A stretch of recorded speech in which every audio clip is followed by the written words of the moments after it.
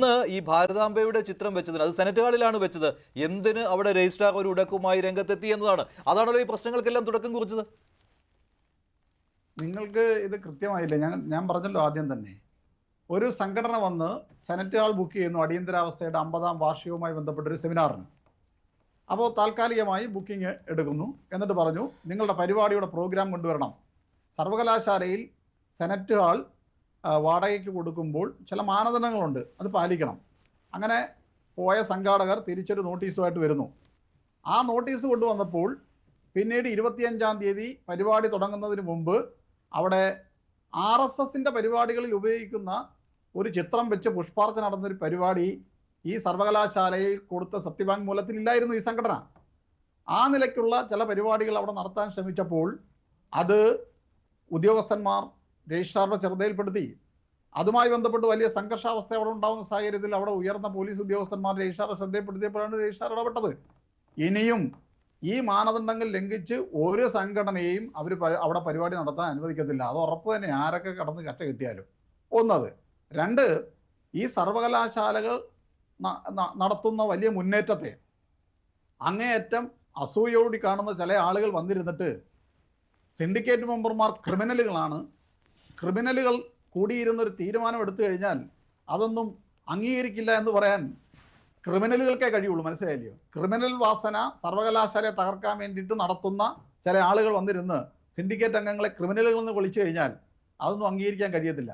ഈ സർവകലാശാല, കേരളത്തിലെ സർവകലാശാലകളിൽ സർവകലാശാലയുടെ ആക്ടോ സ്റ്റാറ്റ്യൂട്ടോ പഠിക്കാത്ത ചില വൈസ് ചാൻസലർമാരെ തെറ്റായ വിവരങ്ങൾ പറഞ്ഞു കൊടുത്ത് ഈ നിലയ്ക്ക് സർവകലാശാലകൾ കലാപകലുഷിതമാക്കുന്നതിൻ്റെ പിന്നിൽ പ്രവർത്തിക്കുന്ന ചില ആളുകൾ വന്നിരുന്ന് ഭാരതാംബയ്ക്ക് വേണ്ടിയൊക്കെ സംസാരിക്കുന്നത് നമുക്ക് അംഗീകരിക്കാൻ പറ്റത്തില്ല. പക്ഷേ കോടതിയിൽ ഇത് വന്നപ്പോൾ കോടതിയിൽ KS അനിൽകുമാർ രജിസ്ട്രാർ തന്നെ സസ്പെൻഡ് ചെയ്തു എന്ന് കാട്ടി ഹൈക്കോടതിയെ സമീപിച്ചപ്പോൾ ഹൈക്കോടതി ചോദിച്ചത് രജിസ്ട്രാർക്കെതിരെയുള്ള രജിസ്ട്രാർക്കെതിരെയാണ്, രജിസ്ട്രാറോടാണ് ചോദ്യങ്ങൾ ഉന്നയിച്ചത്.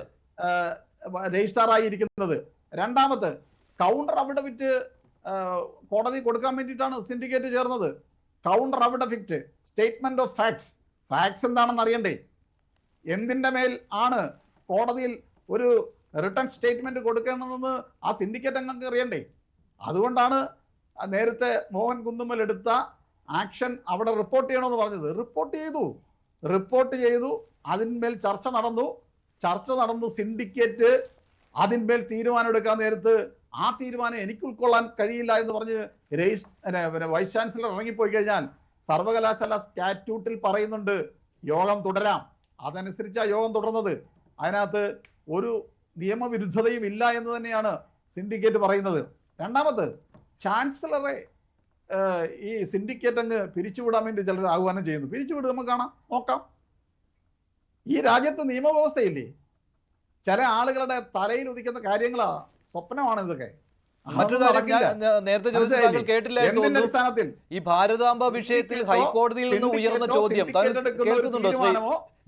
ചെയ്യാൻ ചാൻസലർക്ക് അവകാശമുണ്ട്. അത് ഏത് സാഹചര്യത്തിലാ റദ്ദ് ചെയ്യേണ്ടത്? ആക്ടിനും സ്റ്റാറ്റ്യൂട്ടിനും എതിരായി ഒരു തീരുമാനം സിൻഡിക്കേറ്റ് എടുത്താൽ ആ തീരുമാനം റദ്ദ് ചെയ്യാൻ ചാൻസലർക്ക് അധികാരമുണ്ട്. ഇവിടെ സിൻഡിക്കേറ്റ് എടുത്ത തീരുമാനം ആക്ടിനോ സ്റ്റാറ്റ്യൂട്ടിനോ എതിരല്ല. അതുകൊണ്ട് സിൻഡിക്കേറ്റിന് നല്ല ഉത്തമ ബോധ്യമുണ്ട്. ശരി, അത് സിൻഡിക്കേറ്റിന് ഉത്തമ ബോധ്യമുള്ള കാര്യം അത് കോടതിയിലേക്ക് എത്തിയിട്ടുമില്ല. ശരി, കാര്യവട്ടത്ത് അവര് കേരളത്തിലും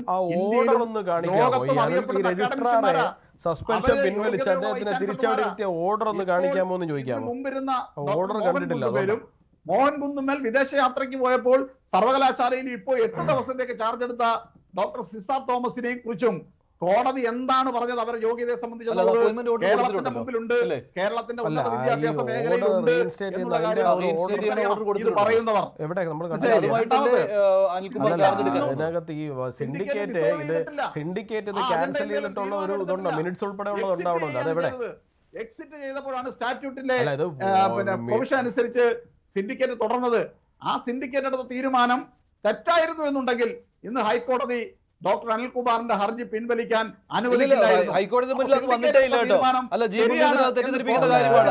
ഹൈക്കോടതിയുടെ മുന്നിൽ അങ്ങനെ ഒരു വാദമേ ഉണ്ടായിരുന്നില്ല. അവിടെ ഒരു ഹർജി ഇല്ലല്ലോ. അനുമതി കൊടുത്തത് അല്ലല്ലോ, അങ്ങനെയല്ല.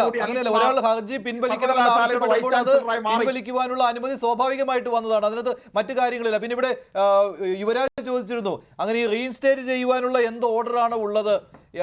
സിൻഡിക്കേറ്റ് ഓർഡർ ഒന്ന് കാണിക്കാവോ? എന്തോ സിൻഡിക്കേറ്റ് ഇദ്ദേഹത്തെ റീഇൻസ്റ്റേറ്റ് ചെയ്ത ഓർഡർ ഉണ്ടോ? ഓർഡർ ഉണ്ടല്ലോ. അത് മിനിറ്റ്സ് ആരാ അപ്രൂവ് ചെയ്തേ? അല്ല, എന്റെ മിനിറ്റ്സ് ആരാ അപ്രൂവ് ചെയ്തേ? അത് മിനിറ്റ്സ് ഒക്കെ എടുത്ത് നോക്കിയോ?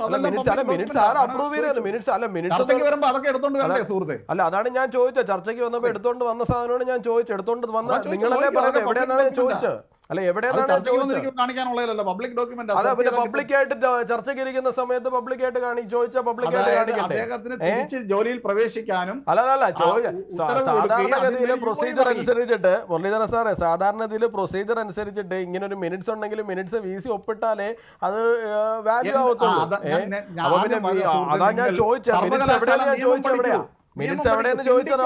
എവിടെയാ സിൻഡിക്കേറ്റ് തീരുമാനം എടുക്കാന്ന് പറഞ്ഞു കഴിഞ്ഞാലേ, അതാ ഞാൻ ചോദിച്ചത്. സിൻഡിക്കേറ്റ് തീരുമാനം സാറേ, സിൻഡിക്കേറ്റിന്റെ തീരുമാനം സാറേ സിൻഡിക്കേറ്റിന്റെ തീരുമാനം നടപ്പിലാകണമെന്നുണ്ടെങ്കിൽ അതിനകത്ത് VC ഒപ്പിടണ്ടേ? മിനിറ്റ്സില് VC ഒപ്പിടണ്ടേ?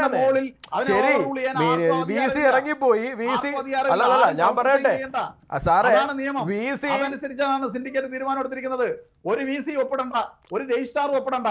അത് നിങ്ങൾ AKG സെന്ററിൽ പോയിട്ട് ക്യാൻറ്റീനിൽ വട്ടം കൂടി ഇരുന്നിട്ടൊക്കെ പറഞ്ഞാൽ VC ഒപ്പിടണ്ട, രജിസ്ട്രാർ ഒപ്പിടണ്ടെന്നൊക്കെ നിങ്ങൾ ആ AKG സെന്ററിന്റെ ക്യാൻറ്റീനിൽ ചെന്നിരുന്നിട്ട് വട്ടം കൂടി മറ്റേ ബോണ്ടയും പരിപ്പോടെയൊക്കെ തിന്നു പറഞ്ഞാൽ മതി. മനസ്സിലായോ? പബ്ലിക്കിൽ പറയുമ്പോ അതൊന്നും പറ്റില്ല. പബ്ലിക് ഡൊമൈനിൽ പറയുമ്പോ അതൊന്നും പറ്റില്ല. അവരൊപ്പിടണ്ട, ഇവരൊപ്പിടണ്ട, ഞങ്ങൾ വീട്ടിൽ ആരെങ്കിലും കൊണ്ട് ഒപ്പിടിച്ചോളാന്നൊക്കെ നിങ്ങൾ നിങ്ങളുടെ വീട്ടിലോ AKG സെന്ററിലോ എവിടെയാന്ന് വെച്ചാൽ പോയിരുന്ന് പറഞ്ഞാൽ മതി. മനസ്സിലായോ?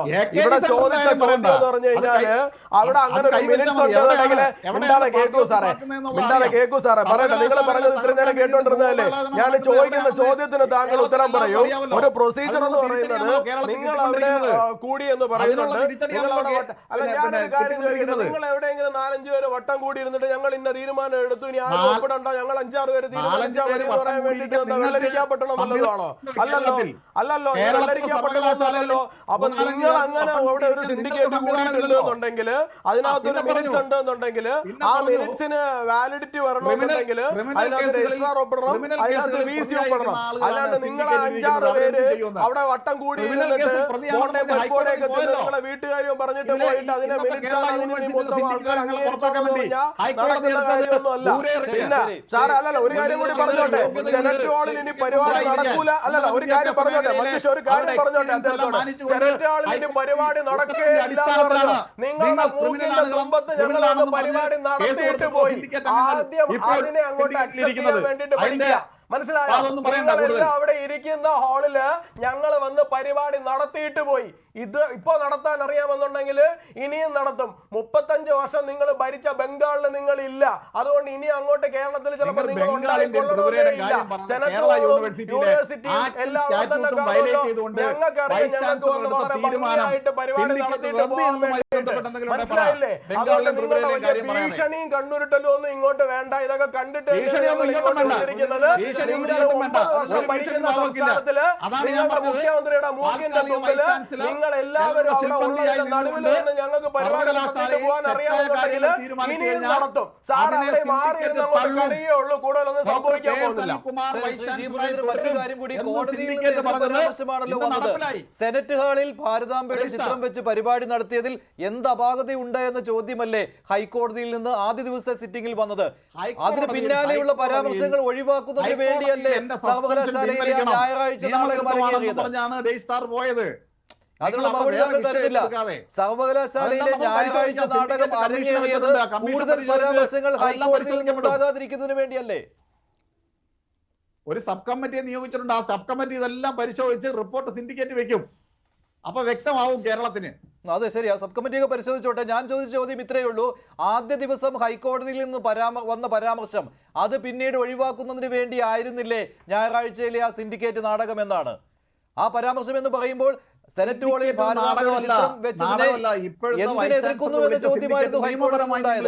നിയമപരമായി കാണൂ. സിൻഡിക്കേറ്റിനെ പ്രതിയാക്കി ഒരു ഉദ്യോഗസ്ഥൻ കേസ് കൊടുക്കുന്നു. ആ സിൻഡിക്കേറ്റ് കോടതിയിൽ കേസ് പരിഗണിക്കുമ്പോൾ സർവകലാശാലയുടെ അഭിപ്രായം അവിടെ രേഖപ്പെടുത്തണം. അതിനു വേണ്ടിയിട്ടാണ് സിൻഡിക്കേറ്റ് കൂടിയത്. ആ സിൻഡിക്കേറ്റ് കൂടിയപ്പോൾ സിൻഡിക്കേറ്റ് തീരുമാനിച്ചു. സിൻഡിക്കേറ്റിന് കാര്യങ്ങൾ നോക്കുമ്പോൾ മനസ്സിലാവുന്നത് അവിടെ ഒരു ഹർജി ഉണ്ടാകരുത്. അല്ലല്ല, അവിടെ രജിസ്ട്രാറുടെ ഒരു ഹർജി ഉണ്ടായാൽ എന്താണ് രജിസ്ട്രാർ നടത്തിയ കാര്യങ്ങൾ, എന്തായിരുന്നു ആ നടപടിക്രമങ്ങൾ എന്ന് ഹൈക്കോടതി ആരായും. അപ്പോൾ സസ്പെൻഷനിലേക്ക് വഴിവെച്ച കാര്യങ്ങൾ കോടതിയിൽ ചർച്ചാ വിഷയമാകും.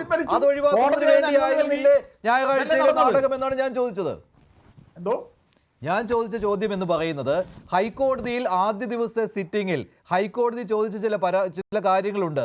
അത് ഭാരതാംബയുടെ ചിത്രം സെനറ്റ് ഹാളിൽ വെച്ചതിന് എന്ത് കുഴപ്പമാണ് എന്നാണ്. അപ്പോൾ വരും ദിവസങ്ങളിൽ അതേ രീതിയിലുള്ള പരാമർശങ്ങൾ ഉണ്ടായാൽ അത് രജിസ്ട്രാർക്കും സിൻഡിക്കേറ്റിനും അത് ഒഴിവാക്കുന്നതിന് വേണ്ടി ആയിരുന്നില്ലേ ആ നാടകം എന്നാണ്. അങ്ങനെ ഒരു ഹർജിയെ അവിടെ വേണ്ട എന്നുള്ള തീരുമാനത്തിന്റെ ഭാഗമായിട്ട് അല്ലെങ്കിൽ നിയമോപദേശത്തിന്റെ ഭാഗമായിട്ട് ബഹുമാനപ്പെട്ട കോടതി പറഞ്ഞ കാര്യങ്ങളെ സംബന്ധിച്ച് ഞാനിവിടെ പറയാൻ ആളല്ല. അതിനെല്ലാം സംബന്ധിച്ച് സമഗ്രമായി പരിശോധിക്കാൻ സിൻഡിക്കേറ്റ് ഒരു സബ് കമ്മിറ്റി വെച്ചിട്ടുണ്ട്. ആ സബ് കമ്മിറ്റി റിപ്പോർട്ട് വരട്ടെ. അല്ല, അത് പൊതുസമൂഹത്തിന് മുന്നിലുണ്ട്. അല്ല, ഹൈക്കോടതിയുടെ പരാമർശങ്ങൾ പൊതുസമൂഹത്തിന്റെ മുന്നിലുണ്ട്. പൊതുസമൂഹത്തിന്റെ മുന്നിലുണ്ട് ഹൈക്കോടതിയുടെ പരാമർശങ്ങൾ. അത് രജിസ്ട്രാർക്ക് എതിരായുള്ള പരാമർശങ്ങളായിരുന്നു. അപ്പോൾ വരും ദിവസങ്ങളിൽ അത്തരത്തിലുള്ള പരാമർശങ്ങൾ നിങ്ങൾ ഭയപ്പെട്ടു. രജിസ്ട്രാറായി ചുമതല ഏറ്റെടുത്ത് പ്രവർത്തിക്കുന്നത്. അല്ല, ഞാൻ ചോദിച്ചതിലേക്ക് താങ്കൾ ഇതുവരെ വന്നില്ല. ഞാൻ ചോദിച്ച ഈ കാര്യമേ ഉള്ളൂ. അങ്ങനെ ഒരു ഹർജി രജിസ്ട്രാറുടേതായിട്ട് അവിടെ വേണ്ട. അങ്ങനെ ഉണ്ടായിക്കഴിഞ്ഞാൽ രജിസ്ട്രാറുടെ സസ്പെൻഷനിലേക്ക് നയിച്ച കാരണങ്ങൾ ഹൈക്കോടതിയിൽ ചർച്ചാ വിഷയമാവും. ഹൈക്കോടതിയിൽ നിന്ന് ചോദ്യങ്ങൾ ഉണ്ടാവും. അത് ഒഴിവാക്കുന്നതിന് വേണ്ടിയല്ലേ ധൃതിപ്പെട്ട് സിൻഡിക്കേറ്റ് കൂടി വൈസ് ചാൻസലർ പോയതിനു ശേഷം ഇങ്ങനെ ഒരു തീരുമാനമെടുത്തത് എന്നാണ്. വ്യതിചലിച്ചു പോവാതെ അതാണല്ലോ അതിന്റെ പോയിന്റ്. ഹൈക്കോടതിയിൽ നടന്ന പോരാട്ടം രജിസ്ട്രാർ കേസ് കൊടുത്തത് ഭാരതാംബയുടെ ചിത്രം ഉണ്ടായിരുന്നോ ഇല്ലയോ എന്നുള്ളതിനെ കുറിച്ചൊന്നും ചർച്ച ചെയ്യാനല്ല. പക്ഷേ ഹൈക്കോടതി നടപടിയെടുത്തു. അത് നിയമവിരുദ്ധമാണ് പെരുമാറിയിരിക്കുന്നത്. അതുകൊണ്ട് എനിക്ക് നീതി ലഭിക്കണമെന്ന് ആവശ്യപ്പെട്ടുകൊണ്ടാണ് ഡോക്ടർ കെ എസ് അനിൽകുമാർ ഹൈക്കോടതിയെ സമീപിച്ചത്. അദ്ദേഹത്തിന് നീതി കിട്ടി. സിൻഡിക്കേറ്റ് കൂടിയപ്പോ നീതി കിട്ടിയെന്നാണ് സർവകലാശാല രജിസ്ട്രാറിന് നീതി കിട്ടി. അതുകൊണ്ട് അദ്ദേഹം നിയമ പോരാട്ടം അവസാനിപ്പിച്ചു. അല്ലെ, നിയമ പോരാട്ടം അവസാനിപ്പിച്ചു. നിയമപോരാട്ടം അദ്ദേഹം തിരിച്ച് വൈസ് ചാൻസലറായി വന്നല്ലോ. വൈസ് ചാൻസലർ അല്ല, രജിസ്ട്രാർ. രജിസ്ട്രാറായി വന്നല്ലോ. അദ്ദേഹത്തിന് വൈസ് ചാൻസലർ ആരെ രജിസ്ട്രാർ ആരെന്ന് പോലും ഇതുവരെ മനസ്സിലായിട്ടില്ല എന്ന് തോന്നുന്നു. അല്ലല്ല, അദ്ദേഹം പറയുന്ന അനുസരിച്ചിട്ട് അദ്ദേഹം പറയുന്നത് എന്താണ്?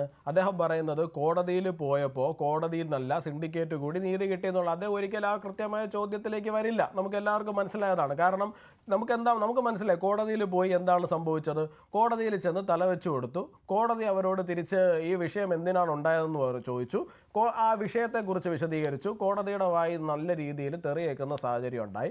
തുടർന്നും വരുന്ന ദിവസങ്ങളിൽ ഈ കേസുമായിട്ട് മുമ്പോട്ട് പോവുകയാണെന്നുണ്ടെങ്കിൽ കോടതി മുരളീധരൻ സാറേ, കേരളത്തിൽ നമുക്കൊക്കെ അത്യാവശ്യം അക്ഷരം വായിച്ച് മനസ്സിലാക്കാൻ കഴിയുന്ന ആൾക്കാർ തന്നെയാണ്. നമുക്ക് നിങ്ങൾ അത്രയൊന്നും ക്രിമിനൽ കേസുകൾ ഇല്ലാത്തത് കൊണ്ട് പലരും സിൻഡിക്കേറ്റിലോട്ട് വരുന്നതേ ഉള്ളൂ. പക്ഷെ നല്ല രീതിയിൽ അക്ഷരാഭ്യാസം ഉള്ള ആൾക്കാർ തന്നെയാണ് ബാക്കിയുള്ളവര്. കോടതി എന്താണ് പറഞ്ഞത് എന്നുള്ള കാര്യമൊക്കെ വളരെ വ്യക്തമായിട്ട് കേരളത്തിലെ പത്രമാധ്യമങ്ങൾ എല്ലാം തന്നെ റിപ്പോർട്ട് ചെയ്തതാണ്. എല്ലാ ആൾക്കാർക്കും വളരെ വ്യക്തമായിട്ട് അത് വായിച്ച് മനസ്സിലാക്കുവാനും സാധിക്കും. പബ്ലിക് ഡൊമൈനിലുള്ള ഇത്രയും വ്യക്തവും അല്ലല്ല, കംപ്ലീറ്റ് ചെയ്യട്ടെ. നിങ്ങൾ നടക്കുന്നത് ബഹളം വെക്കാതെ ഞാൻ കംപ്ലീറ്റ് ചെയ്യട്ടെ. പബ്ലിക് ഡൊമൈനിലുള്ള ഇത്രയും കൃത്യമായിട്ടുള്ള കാര്യങ്ങളിൽ പോലും ഇവിടെ വന്നിരുന്നു ഒരു ഉളുപ്പും ഇല്ലാണ്ട് ഇത്തരത്തിൽ നുണ പറയുകയാണെന്നുണ്ടെങ്കിൽ തീർച്ചയായിട്ടും ആ സിൻഡിക്കേറ്റ് യോഗം എന്ന് പറഞ്ഞ് നിങ്ങൾ അവിടെ കൂടിയിരുന്ന് വട്ടമേശ യോഗം നടത്തിയിട്ട് എന്താണ് ഉച്ചിട്ട് കളിച്ചിട്ട് പോയതിനെ കുറിച്ചിട്ട് നിങ്ങൾ എന്താണ് പബ്ലിക് ഡൊമൈനിൽ പറയാനുള്ള കാര്യത്തെ കുറിച്ചിട്ടും നമുക്ക് നല്ല ധാരണയുണ്ട്. ഞാൻ ചോദിച്ച ചോദ്യങ്ങൾക്കൊന്നും നിങ്ങൾക്ക് യാതൊരു തരത്തിലുള്ള കൃത്യമായിട്ടുള്ള ഒരു ഉത്തരവും തരാൻ സാധിക്കുന്നില്ല. അല്ലല്ല, നിങ്ങൾ പറയുന്നത് വൈസ് ചാൻസലറുടെ ആബ്സെൻസിൽ അങ്ങനെ ചെയ്യാം, ആബ്സെൻസിൽ ഇങ്ങനെ ചെയ്യാന്നാണ്. അവിടെ ആബ്സെൻസ് ഉണ്ടായിട്ടില്ലല്ലോ. വൈസ് ചാൻസലർ ഈ പറയുന്ന സിൻഡിക്കേറ്റ് യോഗം ഡിസോൾവ് ചെയ്തു എന്ന് പറഞ്ഞ് എഴുന്നേറ്റ് പോയതിനു ശേഷം സ്വാഭാവികമായിട്ട് ആ യോഗം അവിടെ ഡിസോൾവ് ആയി കഴിഞ്ഞുന്നേ. വൈസ് ചാൻസലർ ഈ യോഗം ഡിസോൾവ് ആയി കഴിഞ്ഞു എന്ന് പറയുമ്പോ പിന്നെ നിങ്ങൾ അവിടെ വട്ടം കൂടിയിരിക്കുന്നതിനകത്ത് എന്ത് പ്രസക്തിയാണ് ഉള്ളത്? നിങ്ങളവിടെ വട്ടം കൂടിയിരിക്കുന്നതിനകത്ത് എന്ത് പ്രസക്തിയാണ് ഉള്ളത്? നോക്കൂ, ആ സിൻഡിക്കേറ്റ് യോഗത്തിന് ചെയർ ചെയ്യുന്ന ആരാണ്? Vice chancellor. അദ്ദേഹമാണ് പ്രിസൈഡ് ചെയ്യുന്നത്. അതിനിപ്പോ ആക്ടിംഗ് വൈസ് ചാൻസലർ ആണോ വൈസ് ചാൻസലർ ആണോ എന്നല്ല, വൈസ് ചാൻസലർ ആണ് ആ പറയുന്ന യോഗത്തിനെ എന്ത് ചെയ്യുന്നത്? അവര് പറയുകയാണ് ഒരു യോഗത്തിന് പ്രിസൈഡ് ചെയ്യുന്ന ആള്.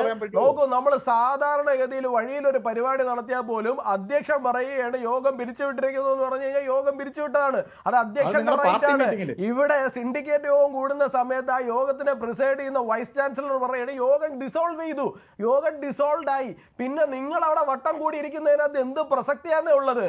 നിങ്ങളുടെ ആ മീറ്റിംഗിന് യാതൊരു പ്രസക്തിയും ഇല്ലാന്നേ. ഞാൻ ആ സിൻഡിക്കേറ്റ് യോഗത്തിൽ പങ്കെടുത്ത ആളാണ്. നിങ്ങൾ മാത്രമല്ലാതെ അതിനകത്ത് യോഗത്തിൽ പങ്കെടുത്ത ആൾക്കാർ കഴിഞ്ഞ ദിവസം മുതൽ വിവിധ ചാനലുകളിലെ ചർച്ചകളിൽ അവര് വന്ന് പറയുന്നുണ്ടല്ലോ. നിങ്ങൾ മാത്രമല്ലല്ലോ അതിനകത്ത് പങ്കെടുത്തത്. നിങ്ങൾ പങ്കെടുത്ത സിൻഡിക്കേറ്റ് യോഗത്തിലൊന്നുമല്ല, നിങ്ങൾ പങ്കെടുത്ത AKE സെന്ററിലെ ഏതോ പരദൂഷണ യോഗത്തിലാണ് പോയിരുന്ന പങ്കെടുത്തത്. നിങ്ങൾ ആയിരുന്നു അങ്ങോട്ടും ഇങ്ങോട്ടും പരദൂഷണം പറഞ്ഞൊരു യോഗത്തിലാണ് നിങ്ങൾ പങ്കെടുത്തിരിക്കുന്നത്, അല്ലാണ്ട് സിൻഡിക്കേറ്റ് യോഗത്തിലൊന്നുമല്ല. നിങ്ങൾ ആരോ പറഞ്ഞു വെച്ചാന്ന് തോന്നുന്നു. കാര്യം എന്താ വെച്ച് കഴിഞ്ഞാൽ അവിടുത്തെ വൈസ് ചാൻസലർ എഴുന്നേറ്റ് പോയി ഡിസോൾവ് ചെയ്തു പറഞ്ഞിട്ട് പിന്നെ നിങ്ങൾ അവിടെ കയറിയിരിക്കുന്നത് ബാക്കിയുള്ളവരൊക്കെയാണ്. നിങ്ങൾ അവിടെ ചിലപ്പോൾ മുച്ചിട്ട് കളിച്ചാണ്, അല്ലെങ്കിൽ ഗോലി കളിച്ചാണ്, അല്ലെങ്കിൽ വല്ല ചായം പരിപ്പോടെ കളിച്ചാണ്. ഇതൊന്നും മറ്റുള്ളവരെ ബാധിക്കുന്ന വിഷയമൊന്നുമല്ല, അതൊന്നും ഒരു തീരുമാനവുമല്ല. അങ്ങനെ നിങ്ങളോട്ട് ധരിക്കുകയും വേണ്ട, മനസ്സിലായില്ലേ? നിങ്ങൾ അങ്ങോട്ട് ധരിക്കുകയും വേണ്ട. നിങ്ങൾ അവിടെ മുച്ചിട്ട് കളിക്കാൻ കൂടിയിരുന്ന യോഗത്തിന് സിൻഡിക്കേറ്റ് യോഗം ഒന്നും വിളിക്കല്ലേ. വൈസ് ചാൻസലർ യോഗത്തിന് അത്ര ഇപ്പോൾ കേരള സർവകലാശാലയിൽ എത്ര രജിസ്ട്രാർമാരുണ്ട്, എത്ര ജോയിന്റ് രജിസ്ട്രാർമാരുണ്ട്? ഒരു സെക്കൻഡ് അല്ല, പൊതുജനത്തിന് ഇപ്പോഴും സംശയമുണ്ട് ഇക്കാര്യത്തിൽ. കോടതിയിൽ നിന്ന് ഇക്കാര്യത്തിൽ തീർപ്പ് എന്നൊക്കെ പറയുന്നത് രജിസ്ട്രാറുടെ ഹർജി അദ്ദേഹം തന്നെ പിൻവലിച്ചപ്പോൾ കോടതി ശരിയെന്ന് പറഞ്ഞു എന്നതേ ഉള്ളൂ. ശരിക്കും പറഞ്ഞാൽ കേരള സർവകലാശാലയിൽ എത്ര ഉന്നത ഉദ്യോഗസ്ഥരുണ്ട് എന്ന കാര്യത്തിൽ സംശയമാണ്. ഒരേ പദവിയിൽ അല്ല, ഒരേ പദവിയിൽ എത്ര ഉദ്യോഗസ്ഥരുണ്ട് എന്ന കാര്യത്തിൽ സംശയം നിലനിൽക്കുകയാണ് ഇപ്പോഴും. Appropriate authority syndicate statute act അനുസരിച്ച് പറ. ചാൻസലർക്ക് തീരുമാനമെടുക്കാം. ചാൻസലർ യൂണിവേഴ്സിറ്റിയുടെ അതോറിറ്റി അല്ല. ചാൻസലർ യൂണിവേഴ്സിറ്റിയുടെ അതോറിറ്റി അല്ല. നിങ്ങൾ അതോറിറ്റി അല്ല. നിങ്ങൾ സിൻഡിക്കേറ്റ് ആണ്. ഡോക്ടർ നസീബിന് ഇല്ലീഗലായിട്ട് പ്രൊമോഷൻ കൊടുത്തത്, എന്നിട്ട് ചാൻസലർ ക്യാൻസൽ ചെയ്തില്ലേ? അല്ലല്ല, ഞാൻ ചോദിക്കുന്നത് ചാൻസലറുടെ അധികാരം വെട്ടിക്കുറയ്ക്കുവാൻ നിങ്ങൾ തീരുമാനിച്ചതാണ്. പക്ഷേ ആ ബില്ല് നിയമമായിട്ടില്ല ഇതുവരെ. അല്ല, ബില്ല് നിയമമായിട്ടില്ല ഇതുവരെ. എന്നിട്ടും ചാൻസലർക്ക് അവിടെ യാതൊരു റൈറ്റും ഇല്ല. താങ്കൾ ശരിക്കും പറഞ്ഞു കഴിഞ്ഞാൽ കേരളത്തിലെ യൂണിവേഴ്സിറ്റികളുടെ ഗതികേടാണ് ഇത്തരത്തിലുള്ള സിൻഡിക്കേറ്റ് അംഗങ്ങൾ എന്നുള്ള കാര്യം വളരെ കുറച്ചുകൂടി സ്പഷ്ടമായിട്ട് വരും. അത് മനസ്സിലായി, ചർച്ച കേട്ടപ്പോൾ മനസ്സിലായി. Authority of the university, authorities of the university, section 16 of the Kerala university act 1974. First the senate, second the syndicate, third the academic council, fourth the faculties, fifth the board of studies, sixth the students council, seventh the finance committee, and such other board or bodies of the university as may be declared by the statutes to be authorities of the university. നിങ്ങൾ പഠിക്കൂ. എന്നിട്ട് office of the university എന്ന് പറയുന്നിടത്താണ് section 9 of the Kerala university act 1974. Vice chancellor officer, the pro vice chancellor officer, the registrar officer, the controller of examination officer, the finance officer. ഇതാണ് സർവകലാശാലയുടെ act. ഈ 9th പറയുന്നത് chancellor, pro chancellor, അവരെ കുറിച്ച് പറയുന്നത്. അപ്പൊ സർവകലാശാല head of the vice chancellor is the chairman of the syndicate and only he can convene the meeting എന്നുള്ള കാര്യം മാത്രം വായിച്ച് മനസ്സിലാക്കാനുള്ള ബുദ്ധി ഈശ്വരൻ അദ്ദേഹത്തിന് കൊടുത്തില്ല. പാവം. പഠിച്ചിട്ട് സംസാരിക്കും. അല്ല, അപ്പോൾ ജി മുരളീധരൻ ഈ ചാൻസലറുടെ അധികാരം വെട്ടിക്കുറയ്ക്കുവാനുള്ള മനസ്സിലായില്ല. അദ്ദേഹം യൂണിവേഴ്സിറ്റിയുടെ ഹെഡാണ്, ഒരു തർക്കവുമില്ല. അതേ പറഞ്ഞുള്ളൂ. അത്രേ പറഞ്ഞുള്ളൂ. അല്ല, ഈ ഡോക്ടർ നസീബിന്റെ പ്രൊമോഷൻ എങ്ങനെ ക്യാൻസൽ ആയി ഒന്ന് പറഞ്ഞുതരാമോ? നിങ്ങൾ പ്രൊമോഷൻ കൊടുത്താണല്ലോ, എങ്ങനെ ക്യാൻസൽ ആയി ഒന്ന് പറയാമോ? ചാൻസലർ ക്യാൻസൽ ചെയ്തതാണ്. ചാൻസലർ ക്യാൻസൽ ചെയ്തതാണ്. നിങ്ങൾ മനസ്സിലായില്ലേ? ഈ വിഷയത്തിലേക്ക് നിങ്ങൾക്ക് ആ കടന്നു വിഷയത്തെ ചർച്ച ചെയ്യൂ കുറിച്ചിട്ട് സുഹൃത്തേ. നിങ്ങൾ അവിടെ എന്തെങ്കിലും പൊന്ന സാറേ ഉത്തരം മുട്ടുമ്പോൾ സിൻഡിക്കേറ്റിൽ എന്തെങ്കിലും പോയി പറഞ്ഞിട്ട് ഇരുന്നാൽ മാത്രം കാര്യമില്ല. പോരാ. നിങ്ങൾ നിങ്ങൾ ഏതെങ്കിലും പാർട്ടി വിഷയത്തിലേക്ക് വരൂ. സ്വാധീനം ഇന്നത്തെ ഉപയോഗിച്ച് വിഷയത്തിലേക്ക് നാലഞ്ച് വരൂ. ക്രിമിനൽ കേസിൽ പ്രതിയാണെന്നുള്ള സിൻഡിക്കേറ്റ് ലേബലും വെച്ചുകൊണ്ട് കൂടിയെടുത്ത അവിടെ പോയി ഇരുന്നാൽ തീരുമാനം മാത്രം പോരാ. നിയമവിരുദ്ധമാണെന്ന് കാര്യങ്ങളെ കുറിച്ച് പ്രസംഗിച്ചതാണല്ലോ കുറച്ചുകൂടി ധാരണ താൽക്കാലിക ഉണ്ടാവണം. വൈസ് ചാൻസലർ ആരാണ്, വൈസ് ചാൻസലർ ശരിയാണെന്ന് ആരാണ്, മനസ്സിലായല്ലോ. അവരുടെ പവർ എന്താണ് എന്നുള്ളതിനെ കുറിച്ചിട്ടൊക്കെ ധാരണ ഉണ്ടാവണം. ചാൻസലർക്ക് അല്ലെങ്കിൽ power ഉത്തരം മൊത്തം ഉണ്ടല്ലോ. താങ്ങി നിർത്തുന്ന പള്ളി ഞങ്ങളതിനെ- താളാണ് എന്ന് വിചാരിച്ചിട്ട് കേരളത്തിലെ യൂണിവേഴ്സിറ്റിയിലെ മൊത്തം തീരുമാനം എടുക്കുന്നത് ഈ വട്ടമേശ ടീമാണെന്ന് നിങ്ങൾക്ക് തോന്നിപ്പോകും. അത് നിങ്ങളുടെ കുഴപ്പമാണ്. അതിപ്പോ ആരെയും പറഞ്ഞിട്ട് കാര്യമില്ല. എന്നാൽ അതോറിറ്റി അല്ല. ചോദിച്ചതിന് ഇപ്പോഴും ഉത്തരവില്ലല്ലോ. പിന്നെ എങ്ങനെയാ ഡോക്ടർ നസീബിന്റെ സിൻഡിക്കേറ്റ് കൂടി എടുത്ത ഇല്ലീഗൽ പ്രൊമോഷൻ ക്യാൻസൽ ആയത്? എങ്ങനെ ക്യാൻസൽ ആയേ? പറയുന്നേ വിഷയം തന്നെയാണ് ചോദിക്കുന്നത്. നിങ്ങൾ പറയുന്നത് അദ്ദേഹത്തിന് റൈറ്റ് ഇല്ലാന്ന്, നിങ്ങൾ പറയുന്നത് അദ്ദേഹത്തിന് അവകാശം ഇല്ലാന്ന്. പക്ഷെ ക്യാൻസൽ ചെയ്ത ചാൻസലറാണ്. എങ്ങനെ സംഭവിച്ചു എന്നാ ചോദിച്ചത്? ചാൻസലർക്ക് അവകാശമില്ലെന്ന് ഞാൻ പറഞ്ഞില്ല. അല്ല, നിങ്ങളല്ലേ കുറച്ച് നേരത്തെ പറഞ്ഞു ചാൻസലർക്ക് ഇതിലൊന്നും ഇടപെടാൻ അവകാശം ഇല്ലാന്ന്. അല്ല, നിങ്ങളല്ലേ കുറച്ച് നേരത്തെ പറഞ്ഞു ചാൻസലർക്ക് ഇതിലൊന്നും ഇടപെടാൻ അവകാശം ഇല്ലാന്ന്. നിങ്ങൾ എടുത്തിരിക്കുന്ന ഈ തീരുമാനത്തിൽ ഏതെങ്കിലും നിലയിൽ അഭിപ്രായ വ്യത്യാസമുള്ളവർക്ക് അപ്രോപ്രിയേറ്റ് അതോറിറ്റിയെ സമീപിക്കാം. നിങ്ങൾ സമീപിക്കുക അതോറിറ്റിയെ. അല്ല, ഞങ്ങൾ എന്തിനാ സമീപിക്കുന്നത്? അവിടെ സമീപിച്ചോളൂ. നിങ്ങൾ ഇവിടെ വന്നിരുന്നുകൊണ്ട് ഞങ്ങൾ അനാവശ്യം പറഞ്ഞതുകൊണ്ട് മാത്രമാണ് തിരിച്ചു മറുപടി പറഞ്ഞത്. സിൻഡിക്കേറ്റിനാണ് എല്ലാ അധികാരവും എന്ന് പറഞ്ഞുകൊണ്ട് നിങ്ങളൊരു തീരുമാനം എടുക്കുന്നു, അത് അടിച്ചേൽപ്പിക്കുന്നു, എന്നിട്ട് കോടതിയിൽ പോയി ഞങ്ങൾ ജയിച്ചേ എന്ന് പറയുന്നു. കോടതിയിൽ പോയി ഞങ്ങൾ ജയിച്ചേ എന്ന് പറയുവാൻ നിങ്ങൾക്ക് എന്ത് അവകാശമാണുള്ളത്? അങ്ങനെ ഒരു തീരുമാനം കോടതി എടുക്കാത്തിടത്തോളം കാലം അല്ല അങ്ങനെ ഒരു തീരുമാനം കോടതി എടുത്തിട്ടില്ലെന്നേ. സിൻഡിക്കേറ്റ് കോടതി പോയില്ല. അതാ പറഞ്ഞു. പിന്നെ നിങ്ങളുടെ ഭാഗം ജയിച്ചു, സിൻഡിക്കേറ്റ് എടുത്ത തീരുമാനം വിജയിച്ചു എന്ന് പറയുന്നതിൽ എന്താ അർത്ഥമാണ്? മഞ്ജുഷി, ഞാൻ പറയുന്ന കാര്യം ഒന്ന് കേൾക്കൂ. ഇന്നലെ സിൻഡിക്കേറ്റ് ഇന്ന് കോടതിയിൽ പറയാൻ വേണ്ടിയിട്ടുള്ള ഒരു കാര്യം തീരുമാനിക്കാനാണല്ലോ കൂടിയത്. കൂടി യോഗം ചേർന്ന് ചർച്ച നടന്ന് തീരുമാനം എടുക്കാൻ നേരത്ത് വൈസ് ചാൻസലർ പറയാണ്, നിങ്ങൾ സിൻഡിക്കേറ്റ് എടുക്കാൻ പോകുന്ന തീരുമാനം എനിക്ക് അംഗീകരിക്കാൻ കഴിയില്ല.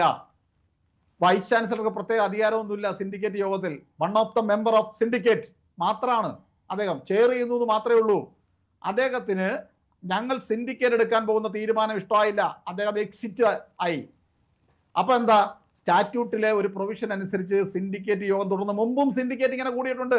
2012 doctor Jayakrishnan sir syndicate member ആയിരിക്കുന്ന സമയത്ത് അന്ന് 9 UDFന്റെ സിൻഡിക്കേറ്റ് അംഗങ്ങൾ ജയകൃഷ്ണൻ സാറിനെ തടഞ്ഞു വെച്ച് സിൻഡിക്കേറ്റ് യോഗത്തിൽ കയറ്റാതെ യോഗം ചേർന്നിട്ട് ഒരു സിൻഡിക്കേറ്റ് അംഗമായിട്ടുള്ള ഡോക്ടർ ജോളി ജേക്കബിനെ എന്താ ചെയറാക്കി വെച്ചുകൊണ്ട് 400 അജണ്ട അവിടെ ചർച്ച ചെയ്ത് തീരുമാനമെടുത്തു. അത് നടപ്പിലാക്കി യൂണിവേഴ്സിറ്റിയിൽ. ആദ്യത്തെ അനുഭവമല്ല.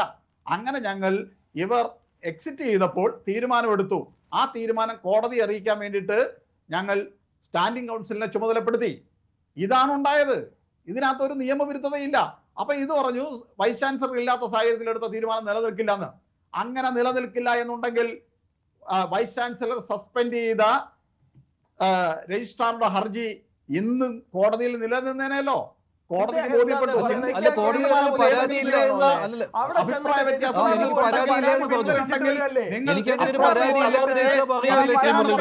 വരുമ്പോ കോടതി എന്താ പറയാ, ഇല്ലല്ല നിങ്ങളുടെ പരാതി ഇവിടെ തന്നേ പറ്റൂ, നിങ്ങളെ ഞാൻ ഭീഷണിപ്പെടുത്തി ഇവിടെ നിങ്ങളുടെ പരാതി വയ്പ്പിക്കൂ എന്നാണോ കോടതി പറയുന്നത്? ഒരാൾ കൊണ്ടുപോയി പരാതി കൊടുത്തു, കുറച്ച് കഴിഞ്ഞ എനിക്ക് പരാതി ഇല്ലാന്ന് പറഞ്ഞ് അയാൾ പിൻവലിച്ചോണ്ട് പോകുന്നു. അപ്പൊ നിങ്ങൾ പറയണം കോടതി അതിന് സാമ്പത്തികം കൊടുത്തൊക്കെ പറഞ്ഞു കഴിഞ്ഞാല് നിങ്ങൾ അത് വേറെ എവിടെയെങ്കിലും പോയി പറയുന്നത് ജനങ്ങളെ തെറ്റിദ്ധരിപ്പിക്കുകയാണ്. കോടതിക്ക് ബഹുമാനം കൊടുത്ത് സംസാരിക്കും. നിങ്ങൾ പറഞ്ഞു കോടതി ആരന്റെ തെറി പറഞ്ഞു. കോടതി ആരും പറഞ്ഞില്ല. താങ്കൾ ആദ്യം പോയി താങ്കളുടെ ചെവിക്ക് എന്തോ കുഴപ്പമുണ്ടെന്ന് തോന്നുന്നു. ഞാൻ കോടതിയെ തെറി പറഞ്ഞു എന്നൊന്നും പറഞ്ഞില്ല. കോടതിയിൽ ചെന്നിട്ട് പരാതി കൊടുക്കുന്നു. എനിക്ക് പരാതി ഇല്ലാന്ന് പരാതി പിൻവലിക്കുമ്പോ കോടതി എന്താ അയാളെ ഭീഷണിപ്പെടുത്തി അവിടെ പിടിച്ചു നിർത്തുമെന്നാണ് ഞാൻ തിരിച്ചു ചോദിക്കുന്നത്. എന്താ നിങ്ങളുടെ പരാതി ഇവിടെ തന്നേ പറ്റൂ എന്ന് അയാളെ പിടിച്ച് ഭീഷണിപ്പെടുത്താൻ നിങ്ങളെ പോലത്തെ എന്തെങ്കിലും സംവിധാനം പരിപാടികളിൽ പ്രദർശിപ്പിക്കുന്ന RSSന്റെ ചിത്രം കേരള യൂണിവേഴ്സിറ്റിയിൽ കയറ്റില്ല. ഞങ്ങൾ ഓൾറെഡി മനസ്സിലായില്ലോ.